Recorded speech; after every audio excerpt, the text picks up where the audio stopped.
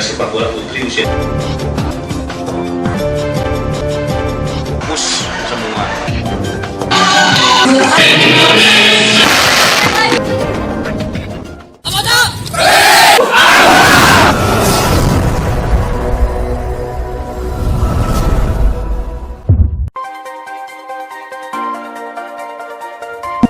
Nazarudin, mantan Bendahara Umum Partai Demokrat, dinyatakan bebas bersyarat.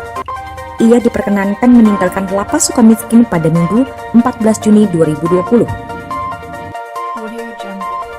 Dikutip dari Kompas.com, ia menjalani program cuti menjelang bebas atau CMB mulai 14 Juni 2020 dan berakhir pada tanggal 13 Agustus 2020. Menurut Kabag Humas dan Umum Ditjen Pas Kemenkumham, Rika Apriyanti, Nazarudin seharusnya bebas murni pada 14 Agustus 2020. Namun pada 7 April 2020, Kalapas Sukamiskin Turman Hutapea mengusulkan agar Nazarudin menjalani program cuti menjelang bebas atau CMB. Rika mengatakan usulan dari Kalapas Sukamiskin disetujui dalam sidang TPP Direktorat Jenderal Pemasyarakatan yang lamanya sebesar remisi terakhir selama 2 bulan.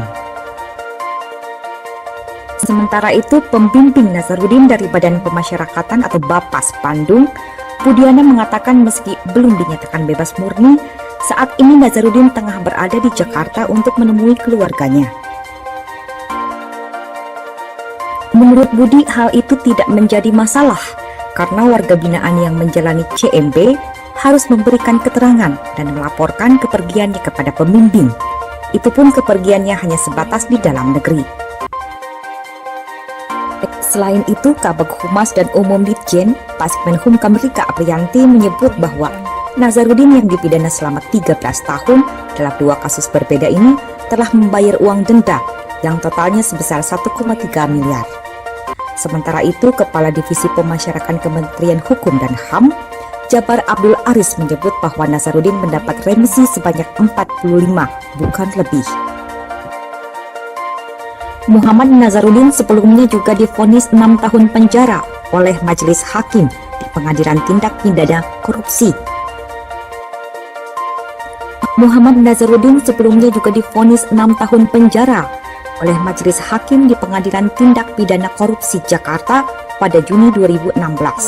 Nazarudin juga diwajibkan membayar denda sebesar 1 miliar subsidiar 1 tahun kurungan.